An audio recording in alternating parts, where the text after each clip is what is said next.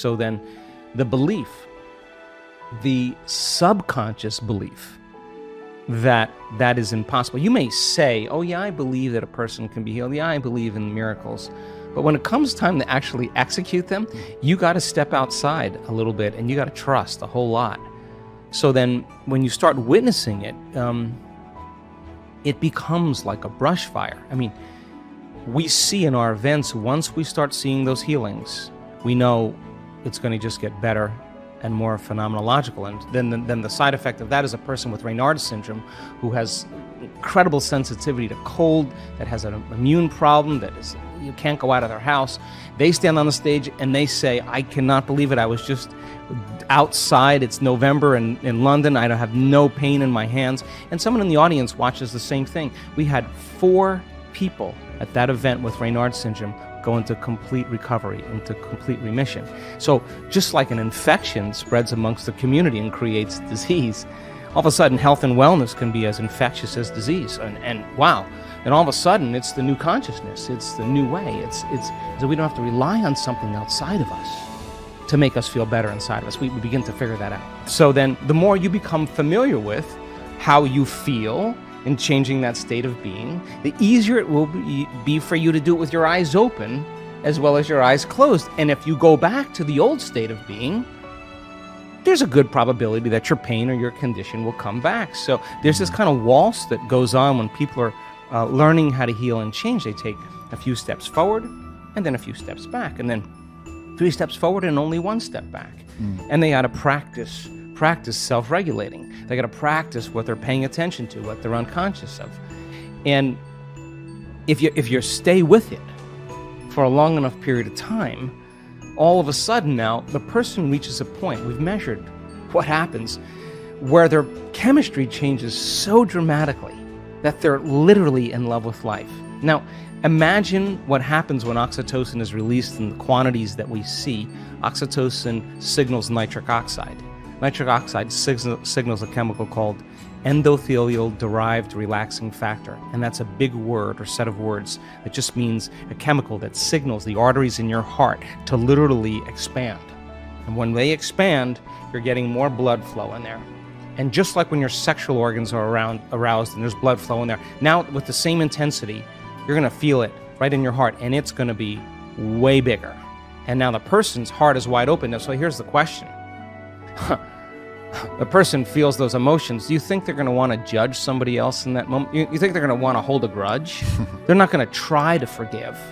They're going to feel so amazing. They're not going to want to lose this feeling, and they're just going to say, I forgive you. I'm not going to give this feeling up because of you. Now that's the side effect of true transformation. The side effect is a greater level of consciousness. The side effect is a greater skill set in life. And I think that when you start getting good at this, then all the things you thought you wanted, you no longer want, because when you're creating more brain and heart coherence, you feel more whole.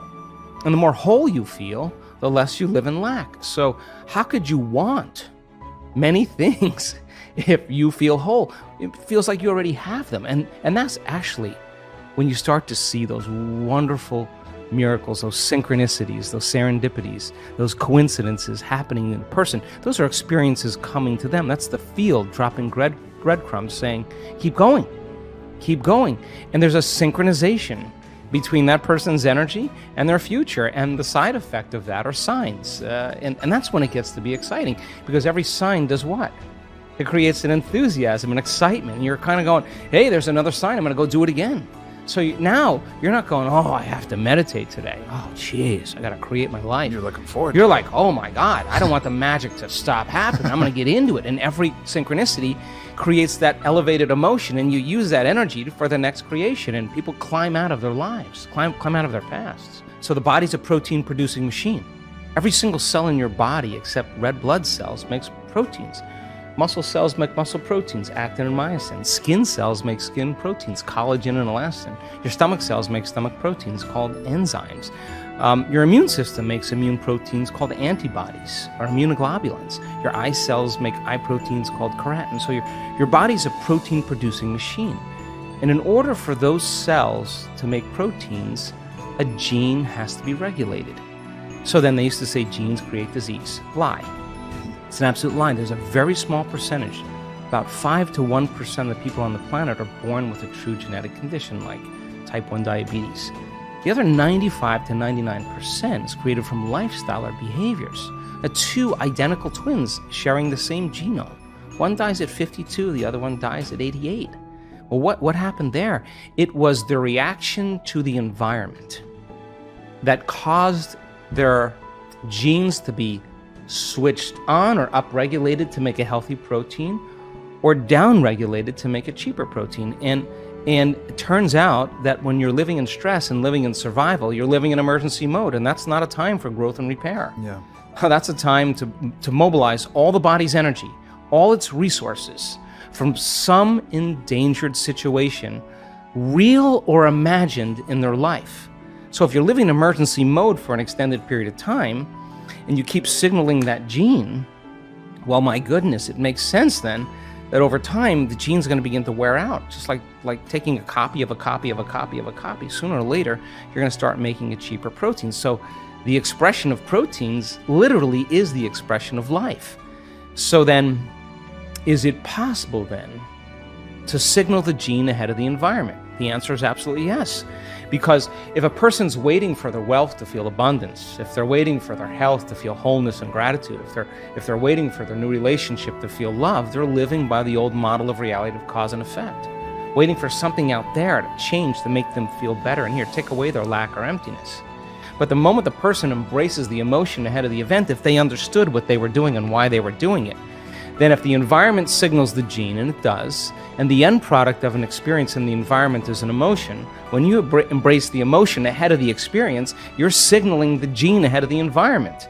And if genes make proteins, and proteins are responsible for the structure and function of your body, you begin to become that very person. So it's not our wealth, it's not our health, it's not our new relationships, it's not the things we accumulate, it's who we become. Yeah. So we overcome the old self, which takes a great act of will and awareness, and we become somebody else. So then when you become it, nobody can take that away from you. In fact, you know that you know how to do it, or you know that you are it. And an abundant person doesn't say, I'm abundant, I'm abundant, I'm abundant, or a healthy person doesn't say, I'm healthy, I'm healthy, I'm healthy. They don't say that, they are it. Yeah. So then most people have just been fooled by their senses, because their 5% of their conscious mind is holding the intent, but their body is habituated into a predictable future, or emotionally conditioned into the past, and they're saying, I'm healthy, I'm healthy, I'm healthy, or I'm happy, and the body's going, you're miserable, you're unhappy. That thought can't even make it past the brainstem to the body. So then, teaching people how to self-regulate, they have no idea when they start changing their emotional states, the amount of biological and energetic changes that take place within them and all around them. So then develop that skill and get really good at this. Then for the most part, you wouldn't be so interested in so many material things. You would be interested in facing off with yourself every day and asking, what is it that stands in the way between me and my future? What is it that stands in the way between me and my connection to the quantum field? I think that's the real question. This is an unlearning process. I mean, Watson and Crick, telling people that genes are a library of possibilities. So we express 1.5% of our DNA. The other 98.5% is called junk DNA, and that 1.5%. That's 23,688 genes we express. We have 140,000 proteins that make up the physical body. How could you have more proteins than genes? It should be 1 to 1. Because on one gene, you can have thousands of variations, depending on the signal. So I hypothesize that other 98.5% has to be signaled by electromagnetism. That the receptor sites on the outside of the cells are hundreds of times more sensitive to energy or electromagnetism than they are to chemistry. Chemistry is a downward causation. So imagine the person elevating their energetic state. Well, they are going to literally select and instruct new genes, and those genes may be the ones that create more significant and faster changes in the body. I mean, how do you explain a person in one meditation that's blind that comes out as now seen? Like, what happened there? What about a stroke patient who was paralyzed for years is now moving a limb? I mean, it's not matter that emits a field. That's an illusion. It's the field that creates matter. So then the fundamental question is, if you change the field, will you change matter? It's none of your business to change the tumor. That's the outcropping, that's the outpicturing of changing the pattern in the field. I mean, it's just an amazing thing when you see how powerful the mind is. Those people that got the saline injections for Parkinson's disease, that had intention tremors or pill rolling or problems walking, festination gait or steppage gait, they had problems involuntarily controlling their body. When they got the saline injection and told it was a very powerful new drug for Parkinson's, their dopamine levels rose about 200%. Their brain started making dopamine. They couldn't make their dopamine by themselves. In other words, if I said to you, double your dopamine levels today, right now. You couldn't do it. You couldn't do it. No. But if you associate something from a past memory to a future reality, if you had a fear of public speaking, and I said to you, you have to speak publicly tomorrow, the moment you begin to think about that future reality based on a past memory, your body would physiologically move out of balance, and you probably would have a little bit of dryness of mouth, a little heart racing, a little sweating, and you produce the same physiological changes in your autonomic nervous system, not by consciously doing it, but by association. Right.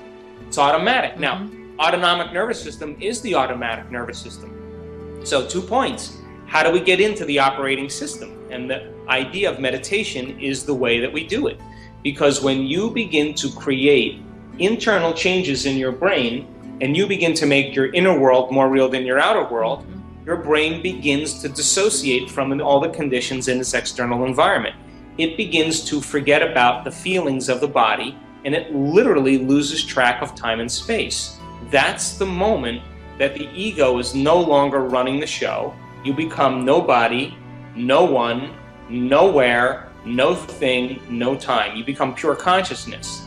That's the moment consciousness, being the epiphenomenon of your biology, begins to change the brain and body so that it automatically or autonomically does what it naturally does. So it's not our job in the placebo to try to change our dopamine levels. Our job is to move into a new state of being. Being able to do that every single day, back to your question about repetition, requires a little bit of conditioning, because you're going to walk back into your life and you're going to see your coworker and you're going to look at your car and you don't like it, and you're going to, feel the pain in your back, and you're going to see that you're overweight, or whatever it is people do to reaffirm their identity through their senses. So the people that had the dopamine levels go up significantly in the Parkinson's study, the key was that when they had that change, the change only lasted for a period of time. Why? Because they walked back into their life, they saw their wife, they went to play chess with their friends, they saw their caregiver, they slept in the same bed, and it was their environment that reminded them of who they were. That's how powerful the environment is. So to then retreat from our life every day and eliminate our senses, close our eyes, play music or plug our ears, put our body away, what we're really saying is we don't want to use the environment to remind us of who we are. We don't want to be a body. We don't want to identify with our body. And we want to forget about time long enough to remind ourselves by thought alone of who we're going to be. Now, that is the conditioning process of the placebo. And it turns out the people that had changes in Parkinson's disease in our workshops, where their intention tremors went away, they didn't put their faith in a sugar pill or a saline injection. They put their belief in themselves and into a field of possibilities, or traumatic brain injuries or whatever. And that same model works because the body literally gets conditioned as if it was being given something outside of them. And the privilege of being a human being is that we can make thought more real than anything else. That's the privilege because of the size of the forebrain. That's the That's the architect, that's the designer, that's the CEO, that's the symphony leader. So the fact that we can make thought more real than anything else, and in that moment, you're in that environment, and all of your attention and intention is consumed in that inner world, then that conditioning process, if there's an emotional quotient to it. Now, the emotional quotient is important because that's when you notice a change in your physiology. So you go from neurotransmitters in your brain to neuropeptides in your limbic brain to signaling hormones and, thousands of different, chemical reactions in your body. If you're able to create a shift in your emotional state as a result of the picture that you're seeing in your mind, now you're beginning the conditioning process. Right. So a lot of people get lost in this because, it's not an intellectual phenomenon. No. And the end product of an experience is called a feeling or an emotion. So if you can make the thought the experience in your mind, and you can put intention behind that, well, now you're going to begin to see the effects in your biology. So you begin to create the placebo response. Now, let's go back to the idea of meaning, because meaning is an essential element in your interpretation of what's taking place. So if you're embracing your life from the same level of mind every single day, then you as the quantum observer are assigning meaning to the same reality and putting your intention behind it. And of course, because of free will in the quantum model, it basically says that you're reaffirming your life to be exactly the same.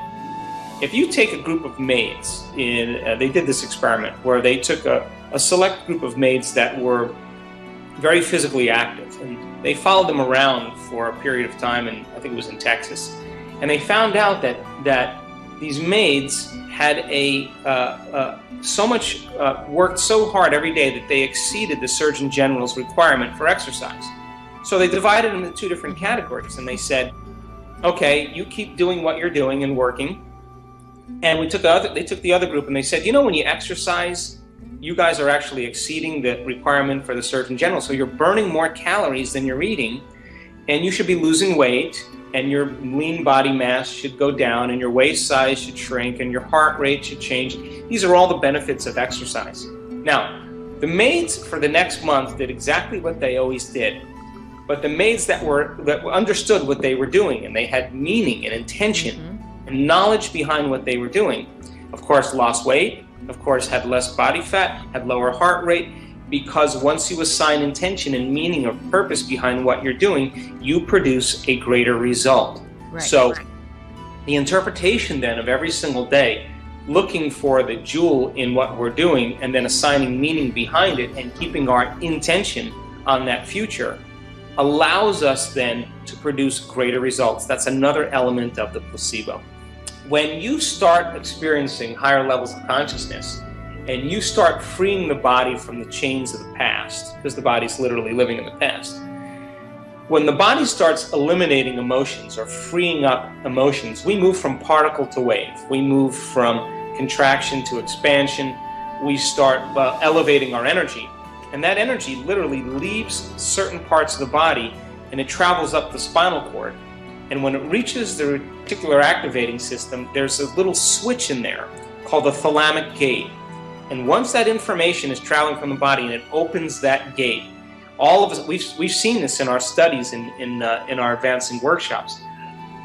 Once that gate is opened, the body literally is driving all that energy to the brain, and we have pictures of students in our work whose brains are literally like someone took the dimmer switch in a room and turned it all the way up. Their brains are on fire, and that's not anything else but the brain going into a heightened state of superconsciousness.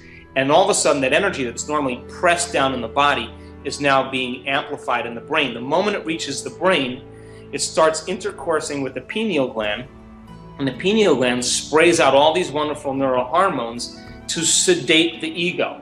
It all of a sudden activates the posterior pituitary, and you start spraying out all this oxytocin. Oxytocin makes its way into the amygdala and goes, let's shut off the circuits with fear. Let's shut off the circuits with aggression. shut off the circuits with sadness and guilt, and you go from selfish to selfless, and all of a sudden you start trusting in the future, you start trusting in everybody, your heart starts to open. I call that the natural state of being. Now, getting that particular activating system to open up after years of conditioning, after years of unworthiness, after years of fear, after years of whatever, is an act of will. It takes a constant act of volition to be able to make that transformation. That's the alchemist taking base metals and turning it into gold. We're taking primitive emotions and turning them into elevated emotions. And it requires, on our part, a certain amount of effort to do that. So the reticular activating system, in its primitive sense, has a lot to do with the editing process, from brain to body and body to brain. But by the same means, it's also the switch that activates higher centers, and the brain goes into high gamma frequency, and that's the moment you'll never forget that experience ever, because it's etched in your three-dimensional architecture cerebrally.